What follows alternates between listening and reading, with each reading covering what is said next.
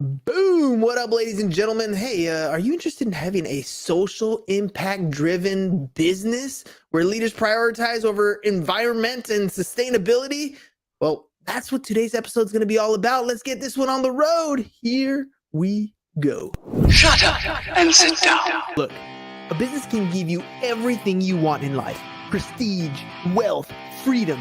It can also take everything away from you. This show is for those who are willing to take that risk. These are the real life stories of entrepreneurs. But before we start, I have one small favor to ask.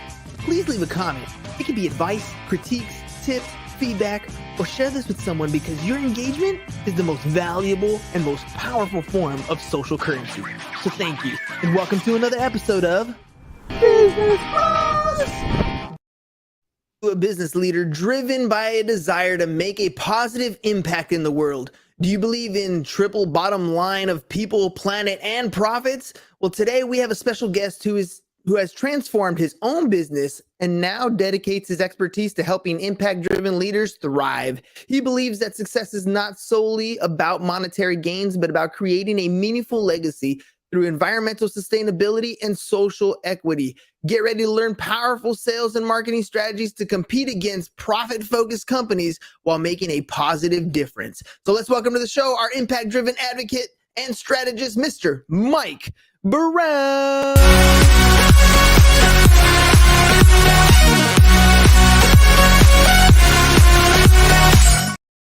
Oh, Mike, welcome to the show, man. Oh, so great to be here. I'm pumped up after that intro there. Appreciate it. Perfect. Well, let's do this, man. All right. Look, I know when I started a business, very first business, and I hear from entrepreneurs all the time, they start a business because they want that freedom, that dream of being able to do whatever they want. And it often comes at a profit-driven expense, right? Tell me how you got into business in the first place and why the mindset shift. Oh, I mean, for me, when I first got into business, it was about turning passion into profit. And my first business was modifying high performance cars. I'm a product of the Southern California car culture and found myself building a website in the mid 2000s to be one of the leading e-commerce companies for automotive accessories and upgrades, exhaust, wheels, all that stuff. And I was doing what I was taught in business school, to do something that I love to do and build a business around it. And I was really enjoying it. A big shift for me came in 2016 when the Environmental Protection Agency, the EPA, knocked not so gently on our doors with badges and said, hey, we're here to do an audit of your facility for the Clean Air Act under federal law. And that was a big wake-up call to me that my business was in an industry that was not being kind to the planet. I love nature, I love hiking, I love the ocean, and I love clean air. And I didn't realize how much of a negative impact my business was having. I also met my wife that same year. My wife is Filipino. She moved here when she was 2 with her family. And I learned that my journey as a white male in business was very different than her journey as an Asian female in sales and marketing in the business world. And that really opened me up to different perspective, a lot more empathy, and gave me options of how could I do business in a way that's kind to people and the planet while making profit. That's my journey. So hold up, man. Fast and Furious lied to us. Like, it's not all about blowing things up and making cars fast. I mean, they got literally Fast and Furious X in the theater right now. You're not blowing stuff up no more? Oh man, I was pretty deep in the industry. I actually went to a red carpet premiere of Fast and the Furious. I think it was 5 at Universal City Walk. And I love the culture. I mean, it was all about helping car enthusiasts to be happier and to enjoy life. But I've now found ways where we can do things that bring us happiness, we can enjoy life, and we can leave a positive legacy on people on the planet. All right, let's talk about that, man. Balancing the struggle between profit and purpose. Obviously, you went into your first business gung-ho, passionate about what you loved, until the EPA came knocking at your door. So how do you shift? How do you make that change from being profit-driven to all of a sudden being impact-driven and trying to align with some of these other values? Because, I mean, let's face it, at the end of the day, they try to villainize a lot of these companies, and most people aren't villains like that, right? They still love going to rivers, streams, hiking, that sort of stuff, just like you do. They're just maybe not understanding what's going on, or kind of turning a blind eye a little bit, not really knowing that impact that they're having, whether positive or negative. How did you make that shift? The great thing about this is that today, in this decade and going forward, that profit and purpose, they actually intersect. They come together. They're not separate. They don't conflict with each other. We have actually hit a tipping point where society is expecting and demanding that businesses are responsible for their people and for their environment. And that is what business is about, is recognizing consumer demand and responding to it and building a business around it. Businesses can no longer ignore that customers, especially young customers that are coming of age and into the future, are really looking at business to take a role in society other than just returning profit to its shareholders. So that's where it's really about that intersection. What we do is we help those impact driven leaders to actually like sharpen their story and to become more aware of the good things that they're doing and minimize the bad things that they're doing. What about the profitability side, though? How does that actually impact the bottom line? Because at the end of the day, it's great to have a business that is focused on helping the environment. It's focused on doing all these great things. But if there's no money behind it, if there's nothing to push that forward, that agenda forward, it's going to die just like any other business would as well. So how are you finding that balance? Yeah, we say no margin, no mission. If you're Hmm. not making a profit margin, you can't have a mission that does good things. So this is about reducing waste. When you reduce waste, you therefore are reducing cost. This is about employee engagement and retention. One of the most expensive things to a business that hurts their bottom line, it's a hidden thing, is turnover. When you lose talented people because the company doesn't take a stand on social and environmental issues and they leave to go to a company that does, it's very disruptive. You lose productivity, you have to spend costs and time on rehiring, retraining. Worker engagement is huge when it comes to social impact business. So that's two ways where it supports the bottom line. The third is customer demand. Consumers today are actually choosing environmentally and socially responsible products. I'll give you an example. Like when people buy their coffee, they could buy coffee from blah, blah, whatever brand that has been doing it for generations, or they could buy from a company like Black and Bold, which is giving 5% of its profits back to underrepresented, primarily Black communities that need that support in order to turn business into regeneration in their actual society. And that's where I choose to buy my coffee from. So is there two, I feel like there's two dynamics here. There's like the inside and the outside type of change that needs to happen within an organization, right? One is the internal stuff, the culture in the company, the processes that are done in place, the way the employees kind of buy into this concept. And the other side is the outside change. This is the branding that goes on the outside, what kind of connections you're making with nonprofits and other organizations that kind of align with your core values. So where do we start, right? If we're going to make this kind of change within our company, where do we begin?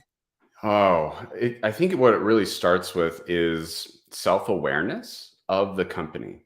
And a lot of times this starts with the founder. If the founder is still engaged with the business, at least its top executive team coming to the table to have that self-awareness around what opportunities does the company actually have in its strengths and it's the ways it's already doing business. We're not trying to like change a business to do something that it's not already doing, but if it is able to invest back into the planet or back into its community and its people, let's identify those unique things about that business that can actually do good in society in its current way of earning revenue. And then just make some adjustments. This isn't about like completely blowing up companies and saying like, you're bad, now let's do a whole different business model. This is about aligning with what's already there that can just be connected and amplified into doing good things. That makes sense because at the end of the day, people are afraid of change, right? Like you've been doing something in your business for a long time and it's been working. It's doing really great. I mean, when the EPA knocked on your door, that was forced change and that had to freak you out, I'm sure, right? So how do you approach some of these companies where maybe they don't really know that they need to make a change, or maybe they're like, okay, something's got to give here. Maybe they don't have the EPA banging on their door, but they know that there's some changes here. What's the incentive for a company to make this change today rather than kick the can down the road? Yeah, it's the profit motive. The profit motive is the best thing to attract businesses to do more good in their community. And that's where the intersection and the way that culture has changed, where people are demanding companies to be socially and environmentally responsible, is such a big deal.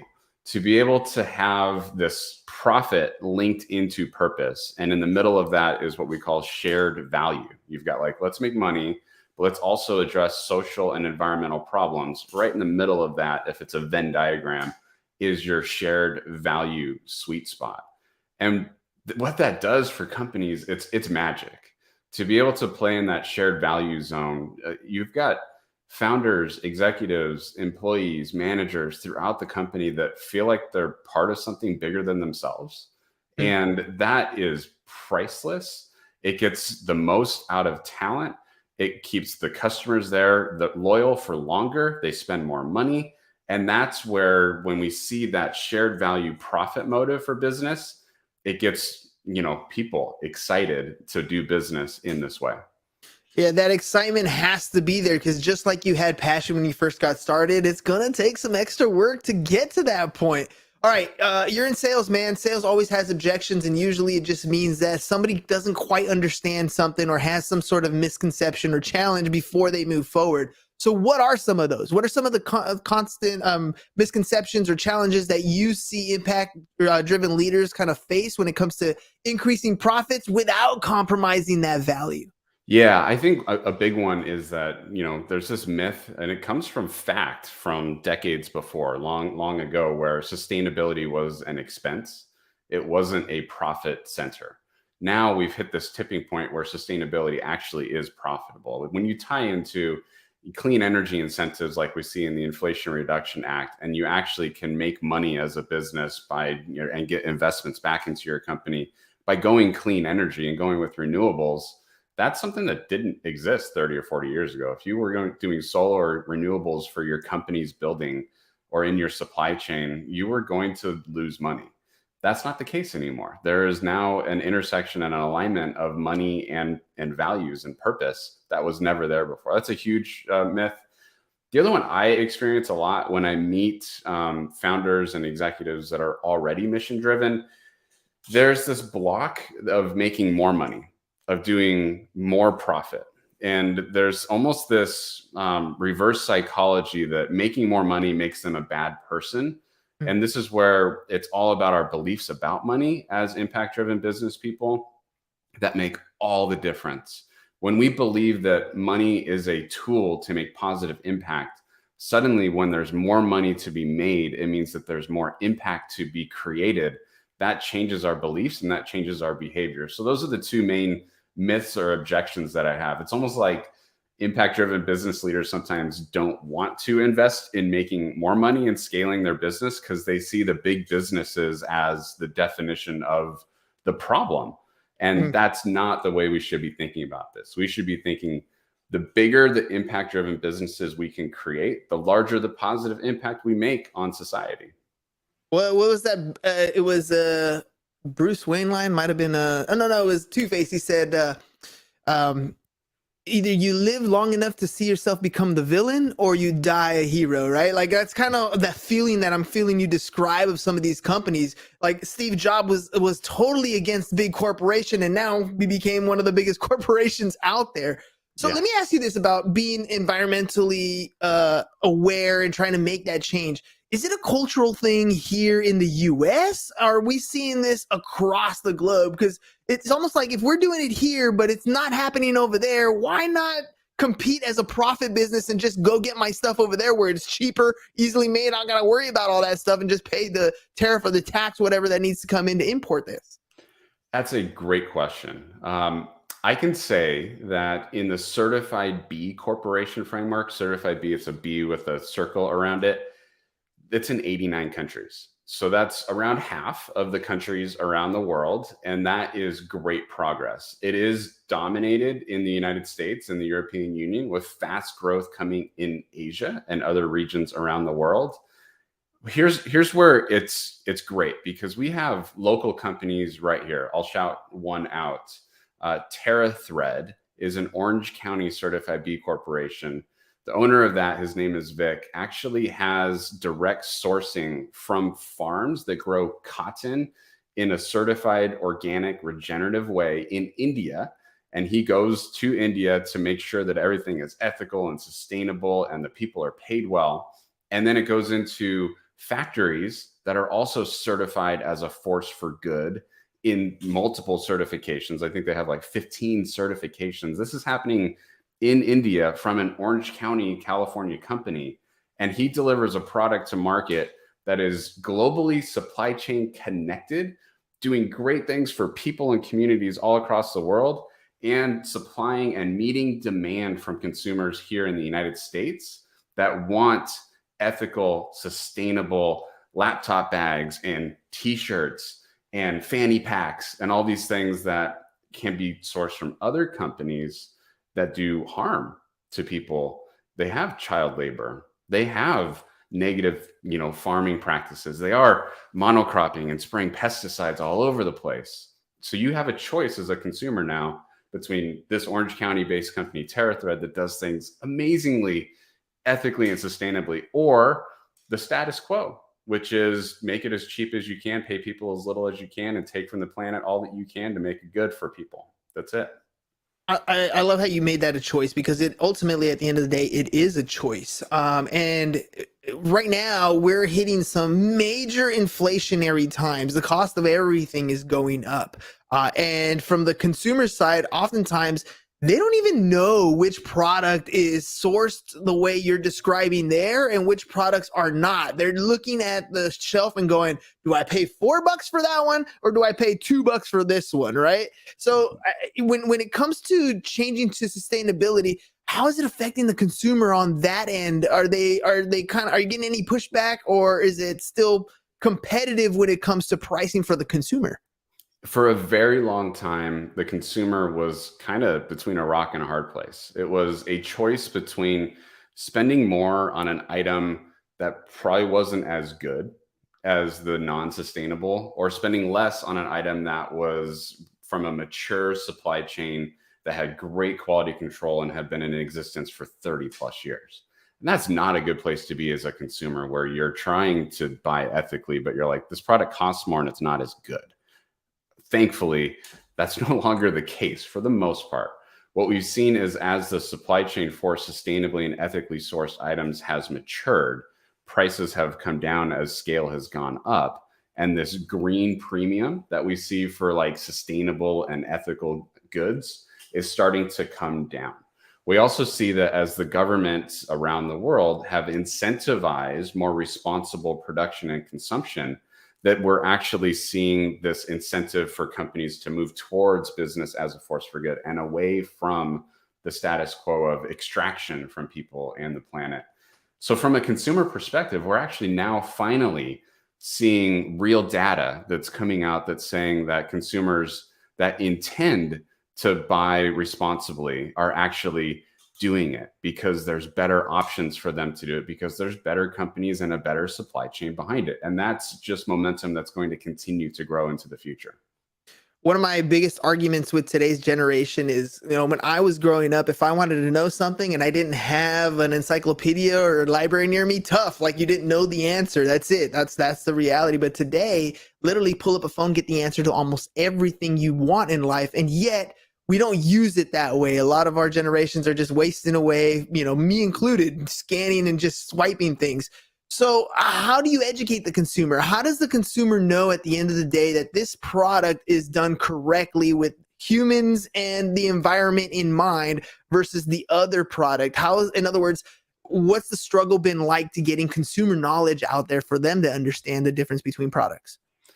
There's so much what we call greenwashing going on in the space, where companies are making claims that they're great for the planet and for social, equity. And this is tricky, because companies are starting to make claims because they know there's consumer demand for it, but they don't necessarily know everything going on in their supply chain. So even if companies have great intent, they have many blind spots, especially the biggest companies. Smaller and medium brands and emerging large companies that are kind of coming up through the supply chain, they have a lot more control over their supply chains. They know where their goods are sourced from because they started more recently. So typically your newer companies that have more flexibility and choice in their supply chains, because it's not been there for 40 or 50 years, they are going to be world-class leaders in pushing the ethics and the responsibility in how they make their goods and provide their services. So certifications that companies or that people can look for from companies would be certified B corporations. That's my favorite high-level certification that certifies a company's total social and environmental footprint, its impact on people and the planet. It sits above all other certifications around how goods are made, how the people are paid, what the work is doing into the communities. Those certified B corporations are the highest level, hardest to achieve certification, almost like all the other badges like total up into being a B Corp. So what I do as a consumer, what I recommend people I know to do is look for certified B corporations. That's the easiest thing for you to do as a consumer, to actually know that you're voting with your wallet towards a company that is good for society, is the certified B Corp emblem. Yeah, building that knowledge base is going to be tough, right? Because now we're like, look for this stamp of approval. That's what we're looking for. I feel like we're just bombarded with stuff. But what really helps, especially in the marketing space, is being able to tell a story. And I think those stories give purpose-driven messages way more traction when it comes to attracting customers, when it comes to building that brand and that loyalty, especially for these impact-driven businesses, because we as humans feel like we want to connect, like we're making the difference. Even if it's just the difference that we just paid something, we want to feel like we're part of that. How do you feel storytelling for especially these kinds of companies? How relevant is it for them to do that in their marketing? It's paramount. It's the most important thing that brands that are, impact driven can do, is to define their story and then consistently and effectively tell the story. This isn't about just a founding story on an About Us page. What I recommend is that 50% plus, the majority of marketing content from impact driven brands that I work with, should be about their story, about their why. Not about the what and the how, but about the why of the brand. Why do we exist? Patagonia is a fantastic example here. Like, I can recite their why right off the bat. Their why is to save our home planet. They're in business literally to save this planet, to buy as much land as they can and to protect it in a way where they're actually like creating national parks with the profits from their goods. And that, when I think about which puffer jacket am I going to buy, I'm like, I'll go buy the Patagonia jacket because I would want my money to go towards establishing the next national park in other countries primarily. So I think that storytelling is absolutely the most important thing that impact-driven brands can do, because it's their main compelling unique selling proposition that consumers will connect with. You'll learn about the company. You'll be able to trust them. You'll be inspired by them. You'll want to buy from them. You want to work from them, all around that brand's story of their why. Mike, what you're describing, I'm sure, rubs a lot of people the right way. They're like, yes, I need to do more stuff like this. I know my business can do better. I know there are things that I can do that change the stuff. What steps do you recommend for a company that maybe is thinking of transitioning into being more environmental friendly? What should they be doing to become more of an impact driven model? When it comes to like taking those first steps, we really recommend starting with self-awareness, because many businesses, they don't give themselves credit for the good things that they're doing. And they simply don't know other options that other companies are doing, improving a model of purpose-driven, profitable business that they can replicate. This isn't about trying to like figure it out all on your own. There's two models that I recommend the most. The first is the United Nations Sustainable Development Goals, or the SDGs for short. These are 17 ways that you as a leader whether this is in business, government, nonprofit, science, any of these areas, can connect your work into a global framework of sustainably developing society with, mindfulness for people and the planet. The second is the B impact assessment. This is the model that companies can kind of measure their current impact on doing business as a force for good. It's the certification process for certified B Corps, but it's a free assessment available on bcorporation.net that I point people towards, where you can actually, and 90% of companies that do the B impact assessment don't go on to become certified B Corps at that level of certification, but it helps them to get an awareness of where they stand today. And it gives them visibility and options of how they can make choices and literally check boxes on new programs they can put in that benefit, ecosystems and benefit fair living wages and benefits, and to make people feel valued in the work that they do. All right, so you're not going to be a black belt right off the bat, but you can work your way up progressively. And that's what basically you're saying here is, look, it starts with coming up with, let's take a little test, a little quiz. Let's assess where you're at. And then we take the proper steps from there. And hopefully you get to become that B Corp at some point, but don't think it's going to come overnight, right? So Mike, if people want to reach out to you, they want to find out more. They're like, okay, look, I definitely, he's speaking my language. I do want to do this. How can they reach out to you? Yeah, I mean, my website is mikebrown.com. I think that's pretty easy to remember. They can also text climate to 33777 if they're on a phone and they don't want to go to a website right now. Just open up a phone, text climate to 33777. That's actually going to send my climate conscious company checklist directly to them. And we can also connect that way via the text message and over email. So those would be the top two. Perfect. Mike, man, I gotta ask, dude, like you've been at this for some time. I'm sure you talk to companies all the time. What's the feedback that you're getting, both positive and negative? When you talk to a company and they're holding back, what's that thing that's holding, the number one thing holding them back? And then what's that number one thing that they're like, yes, this is where I'm going? The one thing holding companies back would be fear that they're not perfect. So when they know that they're doing some things good, but they know that they have room for improvement, I'll put a positive spin on it, in other areas of their business, they feel like because they're not doing great things in all areas, that they can't talk about the good things that they're doing. And that's a trap. That is a pure trap, because when brands learn, and this is what I help them with, to talk about, we're on a journey. A brand is a living organism. A company is a living thing. It's learning, it's growing, or it's not learning, it's not growing, and it's dying and it's becoming irrelevant. When we communicate with humility that we're learning and growing and improving, that builds trust in society. So that's the first big thing is, well, we're not Patagonia, so we can't talk about any good things that we're doing. And it's like, that's a trap. Stop it. It's a journey that you need to be on with improvement. The second thing is what gets people excited is legacy. When they realize, and this is what gets me excited, my wife and I, we have a 4-year-old daughter now, and I'm really choosing the work that I do today because when my daughter is not 4, but she's 24, I have this vision of her saying something along the lines of me, like, I'm proud of the work that you do.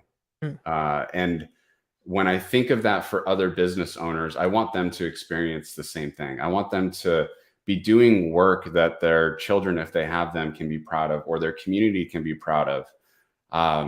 That to me is the legacy impact. That's the highest currency we can get paid for. As business owners, we tend to focus on the money, but there's many different reasons we choose to do the work that we do. It could be money, it could be relationships with people, it can be lifestyle.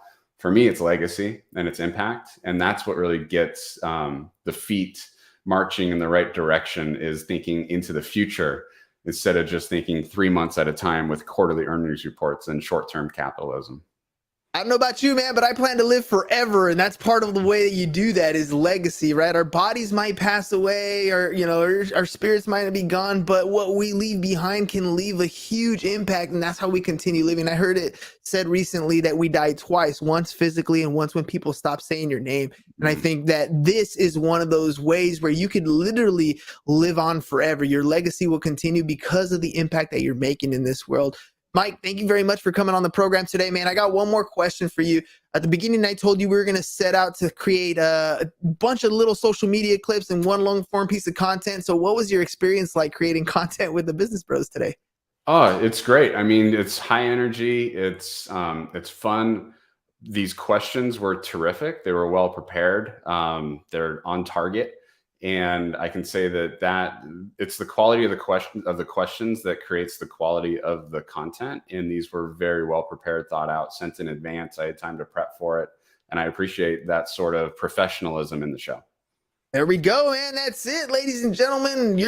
Your turn. If you need to make some content, you need a little bit of help, make sure you guys go to businessbros.biz. But if you're ready to change your business, to make a social impact, to leave a legacy that will outlive you and make a great impact in the world, make sure you guys stop by Mike's website. It's really easy, MikeBrown.com, MikeBrown.com. You can also follow him on social at Impact Grove, or shoot him an email, Mike@MikeBrown.com. He's there to talk. Also, he said on the show, it's climate. You can text the word climate to 37777. Was that right, Mike? 33777. That was close, but yeah. Okay, 33777. There's 2 3s and a 777. It's like going to Vegas and winning right there. So make sure you guys do that. Climate, text it to 33777. Mike, thank you very much for being on the program today. Ladies and gentlemen, go make an impact. We'll catch you guys on the next one tomorrow. Peace. And we're out. It's over. Go home. Is your business in need of marketing? Try starting a podcast. But not just any podcast. Podcast like a pro. We can show you how to take your business from being invisible to becoming a brand people trust. Go to www.businessbros.biz to get